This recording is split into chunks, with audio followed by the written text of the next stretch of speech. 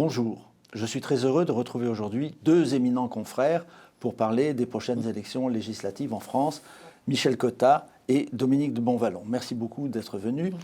Alors, comme la plupart de nos téléspectateurs se trouvent en Afrique francophone, dans les 35 pays d'Afrique francophone, nous en avons aussi quelques-uns en France, évidemment, je voudrais commencer par vous demander, Michel, de dire en quelques mots ce qui distingue ce scrutin des autres scrutins que l'on a dans d'autres pays. Par exemple, c'est cette façon de voter pour les législatives, une élection à deux tours. C'est une élection à deux tours, à une semaine de distance.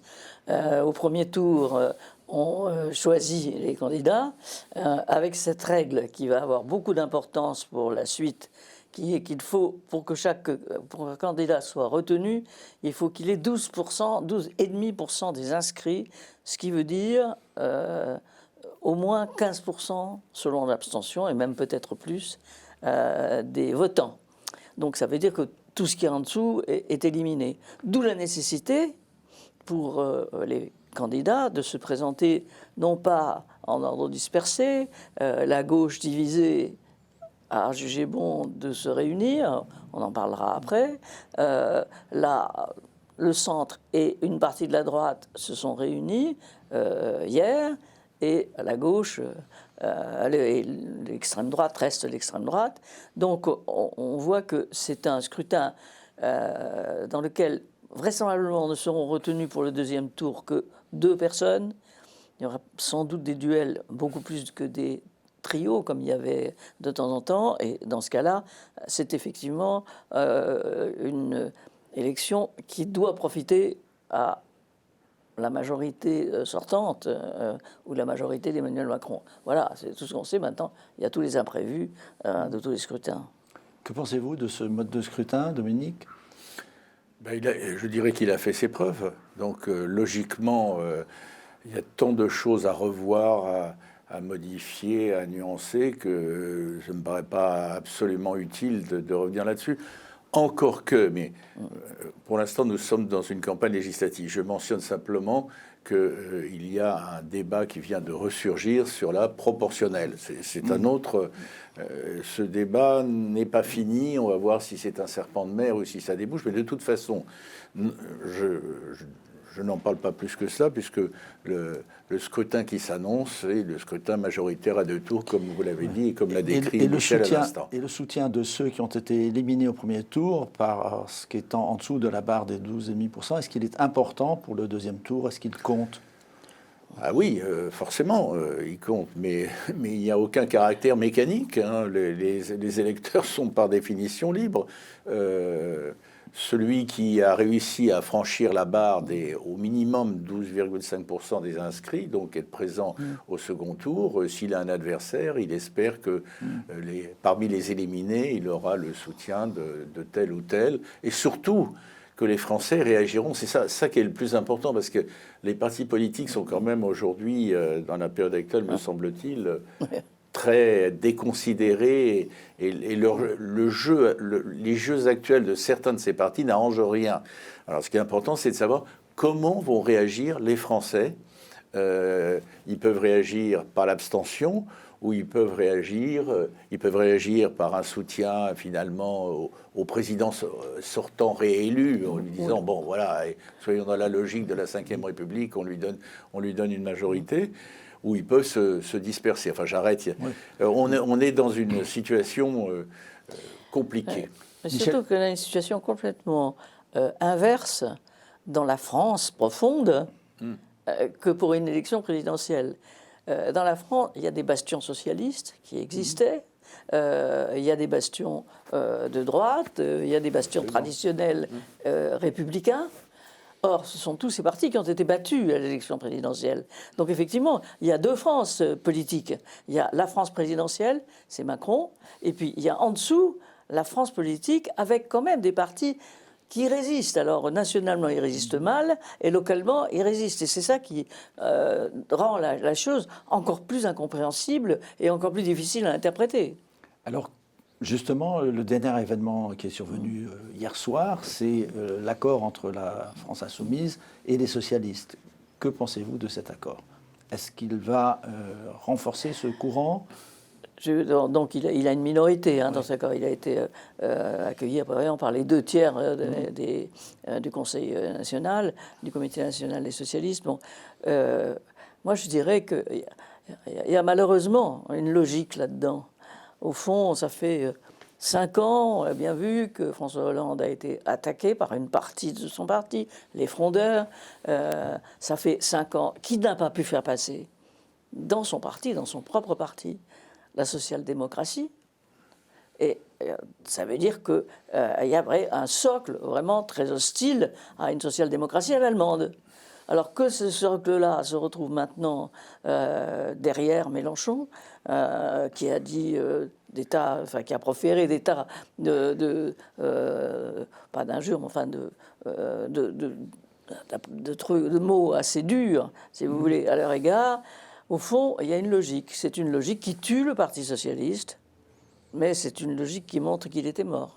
Je trouve Michel pertinente comme toujours, un peu sévère, du moins je l'espère, une logique qui tue le Parti socialiste. J'espère qu'il va être capable, pas dans l'état où il est aujourd'hui, mais avec d'autres, de rebondir, car dans l'histoire de France et dans les équilibres politiques du pays, il faut un parti, au fond, qui s'assume comme tel, c'est-à-dire social-démocrate. Là, hier, ce qui est survenu hier, c'est pas un accord de programme. Non, oui. Si. C'est une ambiguïté totale. Oui. C'est une ambiguïté totale.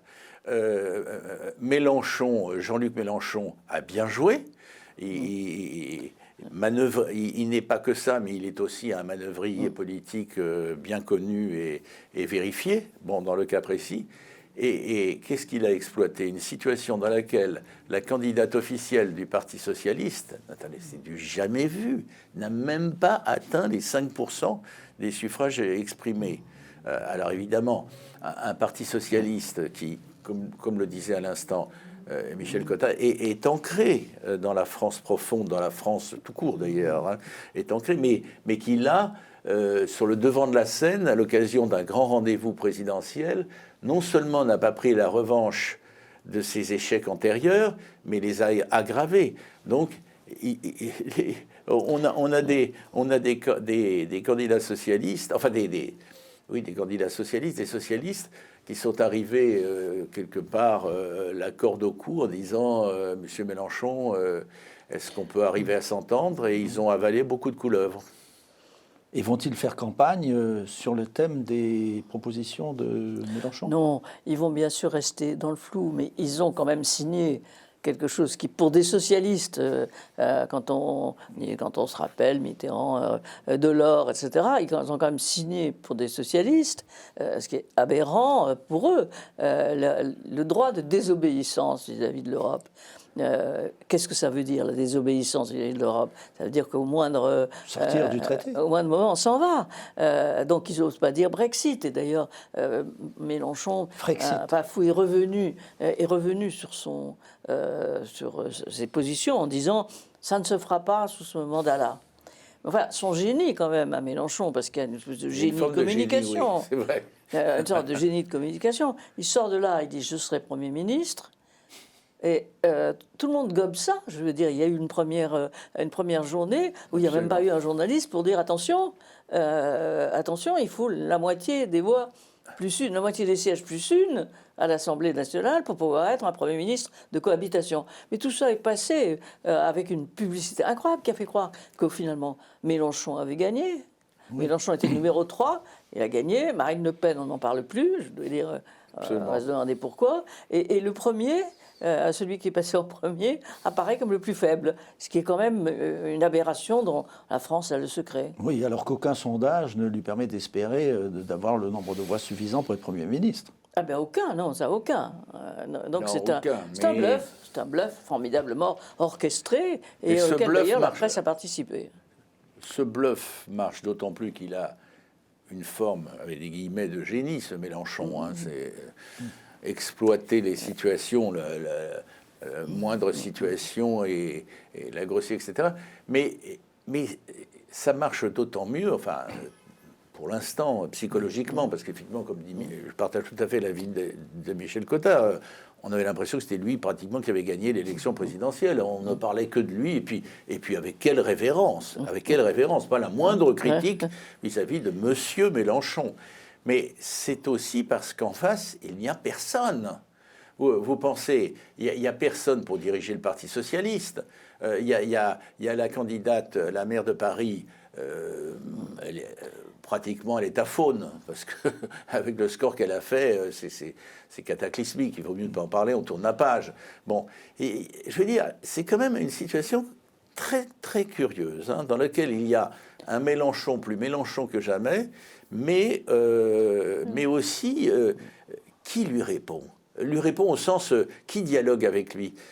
J'ajoute, si vous permettez, juste une chose, j'ai été frappé. Alors ça, les Français, légitimement, ils ont autre chose à faire que ça, mais comme nous sommes un peu des fanats de la politique et on regarde ça avec Mikos, ceux qui parlaient au nom du Parti socialiste dans les pseudo-négociations qui avaient lieu, c'était les minoritaires, les frondeurs de l'époque Hollande.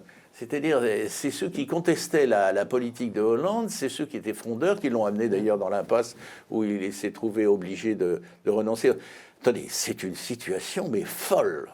Non, mais surtout, on peut se demander comment est-ce que la social-démocratie est incompatible avec la France, ou comment est-ce que la France n'arrive pas à trouver sa social-démocratie. Ça, on a bien vu par les précautions. Moi, je trouvais, par exemple, que pendant son quinquennat, Hollande avait pris beaucoup de précautions avant de parler de social-démocratie. Et finalement, c'est lui qui avait raison. Parce que c'est à partir du moment où il en a parlé que tout a foiré autour de lui. Et qu'il y a tout un groupe, il ne faut pas oublier qu'il y a un groupe socialiste qui a déposé une motion de censure contre le gouvernement socialiste. Bon. Donc c'est à partir de ce moment-là que tout était dit en réalité. Il n'y a pas de social-démocratie.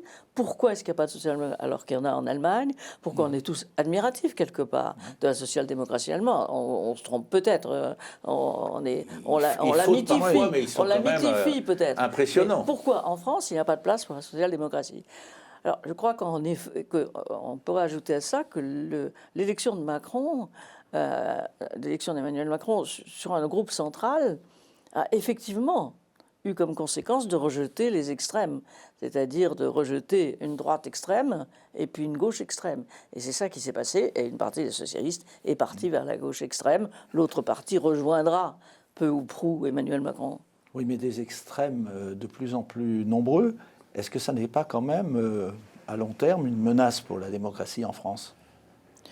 Écoutez, si on appliquait la représentation proportionnelle, on aurait une assemblée où largement il y aurait plus d'opposition et à droite et à gauche.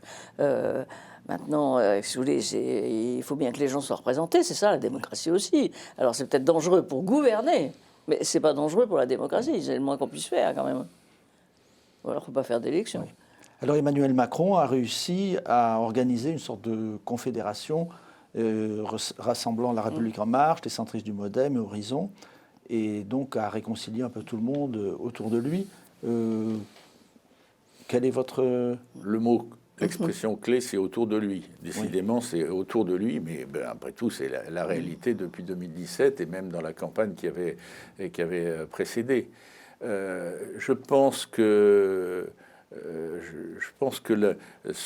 la poussée, parce qu'on l'a oublié, on dirait que ça ne s'est pas produit, la poussée de l'extrême droite avec Marine Le Pen et auparavant, il y avait le défi d'Éric Zemmour, il ne faut pas oublier, ça fait quand même du monde, oui, tout bien ça. sûr. Hein. Et puis aujourd'hui, une situation dans laquelle Jean-Luc Mélenchon prétend donner le là et organiser à sa façon ce qui reste de la gauche éparpillée, avec par exemple, ne vous inquiétez pas, chacun aura son groupe parlementaire, ne croyez pas que je vais vous demander de rentrer dans mon groupe parlementaire à l'Assemblée. Une situation comme celle-là amène un certain nombre de socialistes du type social-démocrate, mais aussi de représentants de la droite dont la candidate a terminé médiocrement, à au fond se dire qu'il n'y a qu'un rassemblement, il n'y a non pas un parti unique évidemment, mais il n'y a qu'un rassemblement unique, sinon c'est la catastrophe.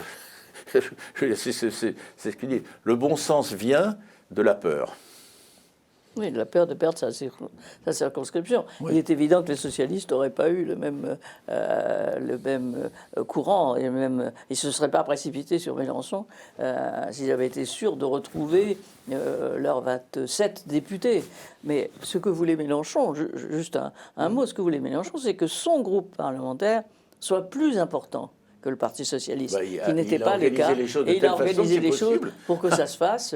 Donc c'est quant à droite, quand du côté de Mélenchon, ça a été quand même très dur. De Mélenchon d'Emmanuel Macron, ça a été très dur d'organiser sa majorité. Il n'est pas apparu personnellement, il est apparu personnellement au-dessus, mais en réalité, on le sait, la majorité s'est organisée autour de Richard Ferrand, qui est le président de l'Assemblée nationale, qui a eu beaucoup de mal à mettre d'accord Édouard Philippe d'un côté, François Bayrou de l'autre, les deux étant particulièrement remontés, particulièrement intéressés par le fait d'être le premier groupe autour de La République En Marche. Donc ça a été très compliqué. Je ne suis pas sûr que tout le monde soit content. Je ne suis pas sûr qu'Édouard Philippe ait trouvé dans cette négociation tout son espace, mais enfin, en attendant, ça a été fait. Il y aura sûrement des candidatures dissidentes. Enfin, ça a été fait. Et c'est vrai que l'idée de faire un groupe, et pas un groupe unique, pas un parti unique, mais au contraire une coalition, est quand même, à mon avis, intéressante. Et dangereuse peut-être, mais intéressante. Elle est d'abord intéressante, je dirais même qu'elle était indispensable. Toute autre solution plus autoritaire, n'aurait pas été possible. Comme Michel vient d'évoquer Édouard Philippe, c'est l'occasion de dire, ça ne se limite pas à lui, que un des problèmes d'Emmanuel Macron, qui a quand même encore le droit pendant quelque temps de savourer une victoire qui n'était prévue par aucun de ses adversaires, qui le vouait à l'enfer. C'est une performance politique qui restera dans l'histoire de la Ve République. Je ferme la parenthèse, mais l'un des problèmes qu'il va avoir, c'est que les choses étant ce qu'elles sont, il ne peut pas se représenter en 2027. Et les choses étant ce qu'elles sont, on n'empêchera pas les sondeurs et les politiques, c'est déjà un petit peu commencé à dire mais qui serait le meilleur, C'est une des clés, à mon avis, des tensions entre Édouard Philippe et Emmanuel Macron, mais ça ne se limitera pas à ça. Et le mouvement baptisé Ensemble peut-il raisonnablement espérer avoir la majorité? Il s'est baptisé Renaissance. Renaissance, pardon. Renaissance. Ensemble, puis Renaissance. Oui, c'est ça, dans la foulée. Alors, beaucoup de gens trouvent que ce titre Renaissance est un peu est mal choisi. Moi, je trouve qu'il est, après tout, c'est la Renaissance contre l'obscurantisme. Voilà. Il y en a un qui s'appelle Horizon, l'autre... Alors, donc, Renaissance peut espérer à une majorité absolue ? D'après des sondages, oui. Maintenant, tout peut changer. Il y a encore 3 semaines. On a été tellement secoués par des événements complètement imprévisibles, pas seulement nous, et pas d'abord nous les journalistes, mais qu'on est prudent. Mais non, il y a quand même une logique. La logique, est-ce que celle-là aussi sera battue en brèche? C'est que les Français, au fond du fond, choisissent de donner une majorité au président qu'ils ont élu. Ils en connaissent les défauts, ils en connaissent les limites, ils sont agacés par des aspects de comportement et d'autres choses encore, mais au fond, il a tenu. C'est comme ça qu'il est perçu. Le seul problème est que les députés de La République En Marche ne se sont pas vraiment implantés pendant ce quinquennat. Ils ne sont pas implantés, pourquoi ? Parce qu'avant, on maintenait un lien avec la population qui était qu'on était à la fois maire et député, donc on était membre d'un conseil général des députés, etc. Et la loi qui a limité les cumuls, finalement, a créé une sorte de députés hors sol qui ont été élus il y a 5 ans, mais dont certains sont très intéressants, d'ailleurs, on en connaît, mais dont on ne sait pas exactement l'implantation dans les circonscriptions. Voilà. C'est ça, moi, c'est ma principale interrogation. Oui, ça devrait être le président de la République élu qui... Alors, je ne sais pas si ces députés se sont implantés au point d'être réélus. Voilà. Alors, la question se propose à propos des députés LR, parce qu'eux sont implantés. Ce sera, à votre avis, un avantage pour eux, pour être réélus?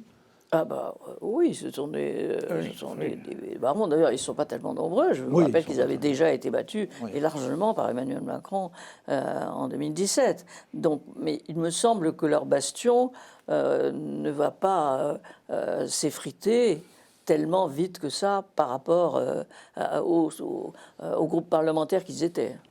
Là, ce qu'on attend avec intérêt, parce que ça conditionnera beaucoup de choses, c'est le choix du Premier ministre par Emmanuel Macron.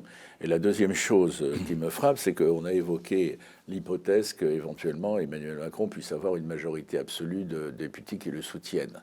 Mais il y a une autre hypothèse, c'est un certain éparpillement, enfin personne n'ait la majorité absolue, aucun groupe n'ait la majorité absolue. Il s'est passé tant et tant de choses que cette hypothèse préoccupante, compliquée, qui obligerait à, et c'est la vie aussi, c'est aussi la vie, de négocier régulièrement entre le Premier ministre, les partis divisés ou partagés et le président, que cette situation puisse exister aussi. C'est très, très étrange tout ce qui s'est produit et c'est des secousses de fond. Alors je suis sûr que vous avez chacun d'entre vous a une idée sur le ou la prochaine Premier ministre? Non. Moi, j'ai très peur des... J'ai entendu beaucoup de noms, oui, mais enfin, il me semble des noms plus journalistiques que politiques. Voilà. Par exemple, quand on entend parler d'une ancienne leader républicaine, Valérie Kosciusko-Morizet, comme d'un éventuel Premier ministre, alors qu'elle est installée à New York, qu'elle a une autre vie et qu'elle n'en a même pas entendu parler, on se dit qu'il vaut mieux se taire. Voilà. Elisabeth Borne? Oui. C'est aussi un nom qui circule, oui. Oui, c'est un nom qui circule, oui. Ouais. Ah bah, évidemment, je suis sûr que c'est aussi le cas de Michel. On ne met pas sur le même plan Elisabeth Borne et Nathalie Kosciusko-Morizet. Nathalie Kosciusko-Morizet, on l'a connue, elle attire la lumière et Elisabeth Borne, elle agit, mais plutôt dans la pénombre. Mais attendez, il n'y a pas photo entre les deux. J'ai pensé que c'était une plaisanterie. Je continue de croire que c'était une plaisanterie d'évoquer, pas seulement parce qu'elle est très loin, mais parce que c'est tout sur ce qu'il faudrait aujourd'hui. Enfin, je le dis immodestement.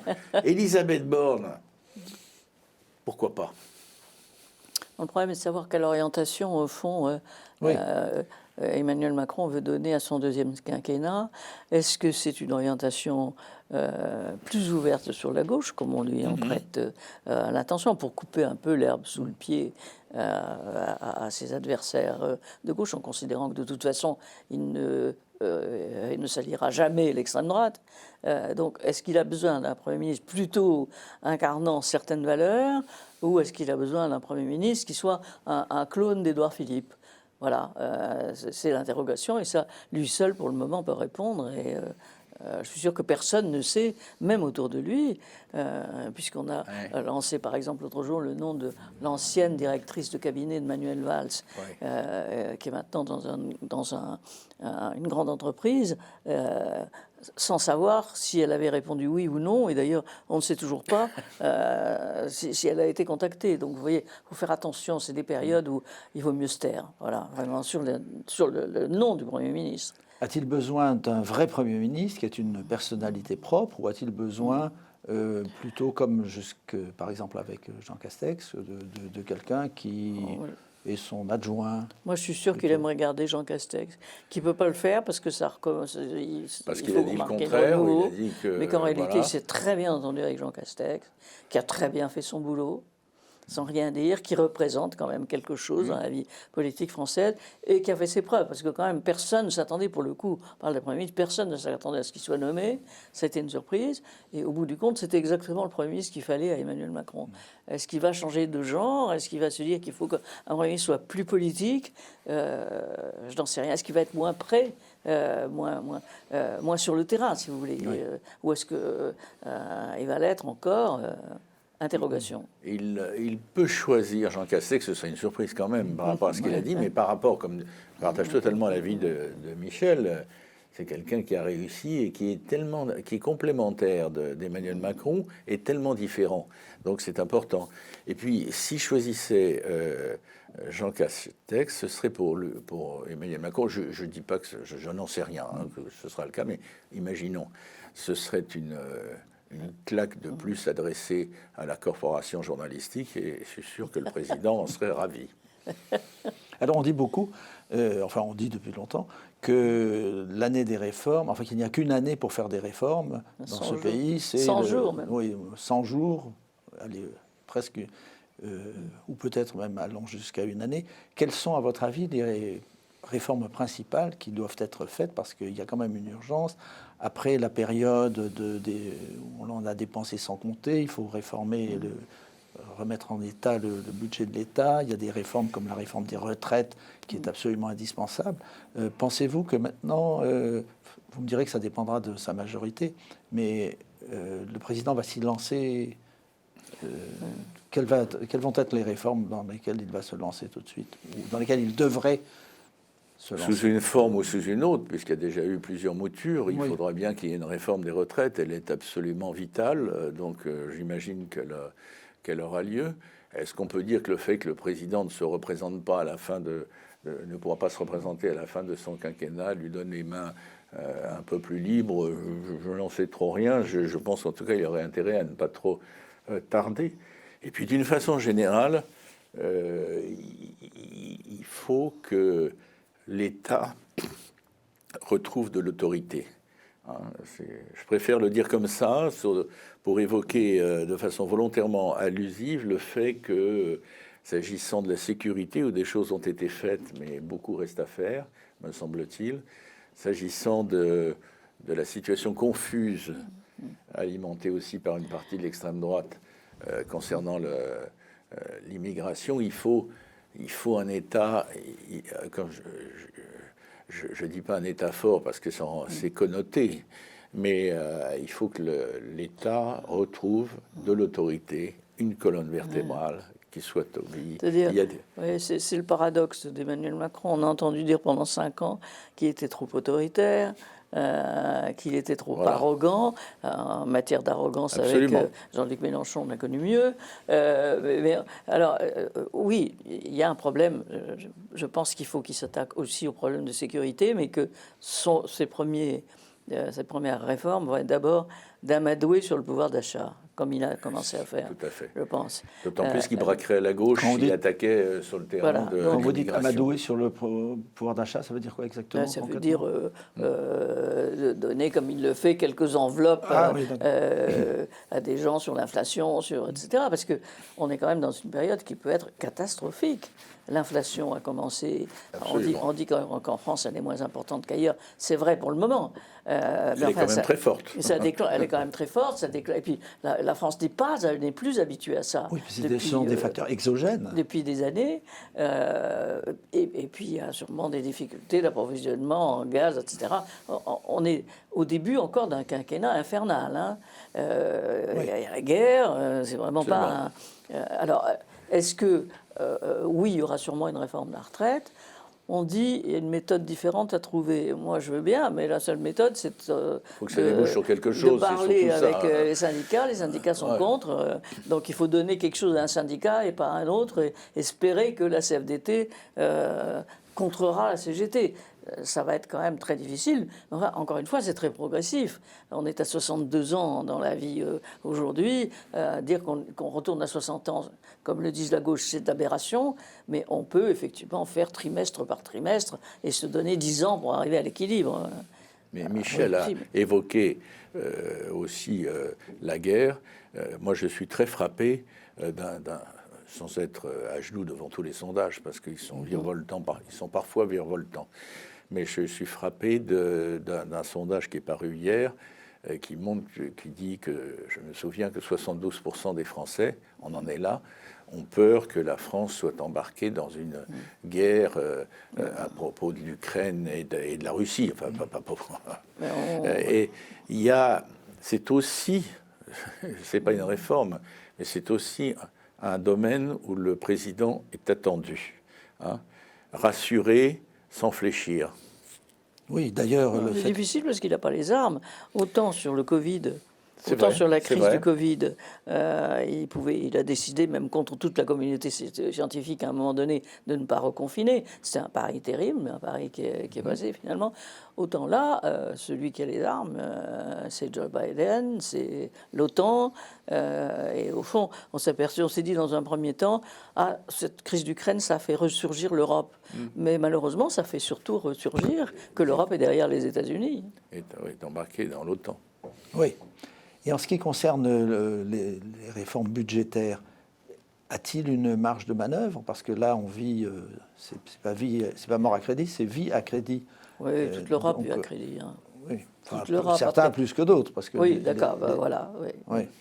Et donc, vous ne pensez pas que ce soit important de commencer à remettre de l'ordre dans les finances publiques? C'est sûrement important, mais c'est sûrement très important, mais je pense que l'heure n'est pas encore venue. Voilà. Pour, La situation est telle que ça ne peut pas être présenté comme l'urgence absolue, en tout cas la priorité des priorités, même si ça ne doit jamais être oublié. Je pense que là, l'axe franco-allemand est capital pour essayer de donner une direction, une inflexion, une boussole à une Europe qui est ballottée par les inquiétudes et qui n'est plus maîtresse d'œuvre quand les Américains, face à la Russie, donnent à ce point le ton. Et pensez-vous que Mélenchon, qui sera à la tête d'un groupe sans doute assez important, non, à l'Assemblée, pourra jouer un rôle politique ou ça n'imprimera pas ses imprécations Après avoir dit qu'il était Premier ministre, c'est vrai quand il se retrouvera avec un groupe de 40 personnes, ce qui est quand même le maximum prévu, c'est vrai qu'il y aura sans doute un peu plus d'abaissement de son niveau. Et dans quoi aussi cet accord qui a été signé avec les socialistes pourra éclater au premier moment, au moment venu, on n'est pas là, ou avec les écolos, ou avec tout ça, est tellement dû aux circonstances et dû à l'appétit des circonscriptions, peut-être que ça éclatera aussi. Donc, moi, je ne vois pas Mélenchon un rôle formidable dans la future législature. Voilà, je peux me tromper. Ouais. Et Marine Le Pen? Voilà, c'est l'interrogation. Elle a fait le contraire de Mélenchon. Elle a refusé l'union avec Éric Zemmour, et à mon avis, elle a eu raison. Oui, elle a eu politiquement raison, parce que c'était accueillir une autre famille quelque part, et accueillir la famille de Marion Maréchal, qui est sa rivale numéro 1 maintenant. Donc elle joue le tout pour le tout. Elle aussi, elle pense qu'elle ne se représentera pas pour la 4e fois dans 5 ans. Donc elle joue le tout pour le tout, et elle joue la présence d'une extrême droite forte, et notamment sur les problèmes sécuritaires et régaliens, dans lequel on sent quand même un petit peu de mou dans la gestion du gouvernement. Je pense que il y a une petite interrogation, il y a une grande interrogation sur la conduite qui va être celle de Marine Le Pen dans les mois qui viennent. Mais la performance, je dis ça de façon neutre, la performance politique qui a été la sienne est étonnante et remarquable, et mérite en tout cas d'être remarquée. Elle était donnée hors jeu définitivement par une bonne partie, conduite par Laurent Wauquiez, une bonne partie des LR au lendemain de son débat désastreux de 2017. On ne va pas y revenir davantage, mais enfin, c'est resté une date. Y avait-il un avenir pour Marine Le Pen? Beaucoup disaient non, cette fois c'est fini, c'est terminé, on tourne la page, etc. Et ensuite, elle a vu surgir le défi d'Éric Zemmour dont les premiers mots, et d'ailleurs les derniers aussi, consistaient à expliquer qu'avec elle, c'était fichu, c'était foutu, décidément, c'était la défaite assurée. Et elle a su, en modifiant sa façon de faire, sa façon d'agir, et en profitant de ce que peut-être les plus durs ou les plus excités de son parti sont allés rejoindre Éric Zemmour, croyant que c'était le nouveau prophète de l'extrême droite, elle a su se donner un registre qui, après tout, l'a mené où elle l'a mené, c'est-à-dire à des résultats que personne n'imaginait. Que va-t-elle faire de ces succès? Il faudra voir aussi ce que ça donne aux législatives, et elle aussi. Oui. Mais que va-t-elle faire de ce résultat que personne n'imaginait et que peu souhaitaient? C'est une question. Mais enfin, elle a au moins le mérite pour elle, je dis toujours ça de façon neutre, d'être en position, psychologiquement parlant, de force. Relative, certes, mais... Au fond, on retiendra quand même de cette élection présidentielle que, Marine Le Pen a su garder ses troupes dans une période particulièrement difficile. Absolument. Donc, d'une certaine façon, elle a gagné son pari. Son pari qu'elle passe depuis 5 ans, c'était il faut que je me mesure à Macron et que je sois à la hauteur. Bon, le débat a été, on peut le trouver à la hauteur, pas à la hauteur. En tout cas, elle ne s'est pas effondrée. Bon. Donc, elle a, au fond, réussi son pari. Quant à Mélenchon, qui, dans la tête, a depuis des années la vision de reprendre la tête du Parti socialiste, de changer le Parti socialiste, lui aussi, il a gagné son pari. Et c'est ça, au fond, qui est plus important pour eux, je suppose, que le nombre de leur groupe parlementaire. Oui, absolument. Et en ce qui concerne Édouard Philippe, dont on disait qu'il était plus ou moins en mauvais termes avec le président de la République, finalement, il revient quasiment au premier plan aussi, dans cette nouvelle configuration. Est-ce que c'est une victoire pour lui ? Ce retour? Il n'y avait pas le choix. Ce retour, il n'était jamais parti bien loin. Non, on sait que le président ne l'aime pas. Voilà, le président ne l'aime pas ou ne l'aime plus. Voilà, c'est comme ça. Avec un ancien Premier ministre, bon, on sait qu'il ne l'aime plus, on sait qu'il en a besoin, et Édouard Philippe a besoin de lui. Et c'est autour de ça que, au fond, Bayrou a accepté qu'on donne des sièges à Édouard Philippe. Et je peux vous dire que le vrai problème, c'était quand même entre Bayrou et Édouard Philippe, plus qu'entre les autres. C'est sûrement un accord qui fait réexister Édouard Philippe. Maintenant, dans les 5 ans qui viennent, d'autres s'affirmeront peut-être. 5 ans en politique, c'est très long. Hein. On ne peut pas viser comme ça une élection. Ça ne s'est jamais passé comme ça, d'ailleurs. Oui, d'ailleurs, quand on a parlé il y a 5 ans... De ce quinquennat avec ce nouveau président tout à fait pratiquement inconnu, aucun d'entre nous, et surtout d'entre vous qui êtes encore beaucoup plus spécialiste que moi, n'aurait imaginé toutes les péripéties. Il aurait été secrétaire d'État de Juppé, puisque c'était son lieutenant. Et il s'est retrouvé Premier ministre de Macron. Quelles sont les surprises que vous pourriez imaginer le jour du scrutin, enfin après, au moment de la proclamation des résultats? Une percée de Mélenchon ou, je ne sais pas, d'un autre... Mélenchon a mis la barre tellement haut qu'il est difficile d'imaginer autre chose que le fait qu'il soit en dessous de la barre qu'il a fixée. Attendez, il y a chez lui un goût, un amour du verbe et une certaine virtuosité qui fait qu'il arrive à présenter des situations qui sont moyennes, médiocres ou parfois intéressantes, mais pas plus que ça, comme des triomphes ou des succès prometteurs qui annoncent. Mais ce que j'attends personnellement comme journaliste, mais peut-être je vais même ajouter comme citoyen, c'est qu'on assiste quand même, ça ne passera pas dans les 15 jours qui viennent et avant les législatives, mais qu'on assiste quand même à un redressement digne de ce nom, avec des noms nouveaux, moi j'appelle, et qui assumeraient de s'appeler par leur nom, c'était les sociodémocrates français.